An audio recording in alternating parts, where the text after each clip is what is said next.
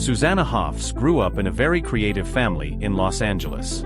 Her dad was a psychoanalyst who worked with famous Hollywood stars, and her mom was one of the few female directors back in the 1950s. Their home was filled with art and music, especially the Beatles, who Susanna's mom absolutely loved. Growing up, Susanna learned to sing and play guitar from a young age. Her uncle, a session guitarist, gave her lessons and a guitar, and by the time she was a kid, she was already writing songs. She also trained in ballet, which helped her feel confident and graceful on stage. After finishing college with an art degree, Susanna decided to follow her heart and focus on music instead of a traditional art career. It wasn't easy because rock music back then was mostly a man's world. But she wasn't afraid. In 1981, she answered an ad from two sisters, Vicky and Debbie Peterson, who were looking to form a band. The three of them clicked right away and started singing and playing together. They called themselves the Bangles. At first, the band struggled. Their first album got good reviews but didn't sell well, and radio stations barely played their songs. They had to work day jobs and play small clubs at night just to get by. Then, in 1986, everything changed. Prince, the legendary musician, secretly gave the Bangles a song called Manic Monday. He even used a fake name so no one would know it was him. The song became a huge hit, reaching number 2 on the charts in the US and the UK. This opened the door for their second album, which went multi-platinum. Suddenly, the Bangles were everywhere with hits like Walk Like an Egyptian, which topped the charts around the world. This was their big moment, and Susanna was at the center of it all, even though the band was a true group effort. By the time the Bangles hit it big, things started to change. The music industry and the media began to focus mostly on Susanna. She was shorter and more camera-friendly, so photographers put her front and center during photos and videos. At first, it seemed like no big deal, but over time, Susanna became the face of the band. Fans and reporters started thinking she was the leader, even though the band was supposed to share the spotlight equally. This caused tension between Susanna and the other band members.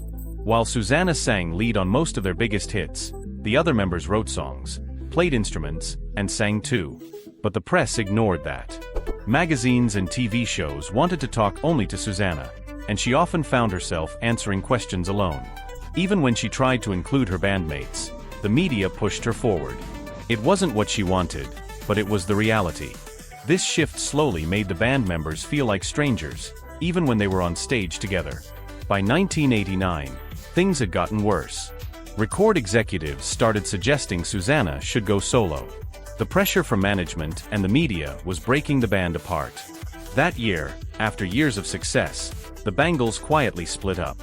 It was a surprise to fans because they were still making hit songs like Eternal Flame, which reached number 1 around the world. Behind the scenes, though, the band was exhausted and worn down by all the tension. Susanna then tried to build her solo career. In 1991, she released her first solo album. It didn't do as well as people expected, with only a few minor hits. Critics weren't kind either, saying the album was boring or didn't stand out. Still, Susanna kept going, exploring new styles and making more music. Around this time, she also married Jay Roach, a director who would later make famous movies like Austin Powers. Together, they had 2 sons, and Susanna balanced motherhood with her music career. Even though her solo career wasn't as big as her time with the Bangles, Susanna stayed busy. She joined a funny fake band for the Austin Powers movies, which became surprisingly popular. And she kept making music, always staying true to her love for singing and playing guitar. As time went on, Susanna Hoffs didn't just stick to music. She kept growing and surprising people. In the 2000s, she teamed up with musician Matthew Sweet to make a series of cover albums called Under the Covers.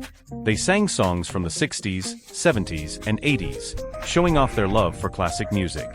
These albums got a lot of praise and became some of her best work since the Bangles. Then, in 1999, something unexpected happened. The Bangles got back together. After 10 years of barely speaking, they reunited for a VH1 special. At first, things were tense, and they didn't talk much. But when they started playing their old songs again, the magic came back. The show became a huge hit, and the band released a new album in 2003. Although the album didn't make them stars again, it reminded fans that they still had something special.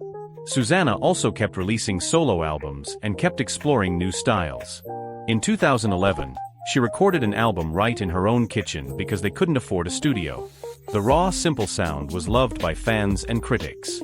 She stayed creative and active, even while raising her two sons, supporting their education and encouraging their own interests. In 2023, Susanna surprised everyone by releasing her first novel, This Bird Has Flown. The book tells the story of a struggling musician trying to find herself again. Critics loved it, calling it honest and full of real-life music stories. Hollywood even bought the movie rights, and Susanna is writing the screenplay herself. It's rare for a first-time author to get that kind of attention, but she's proving she can do more than just sing.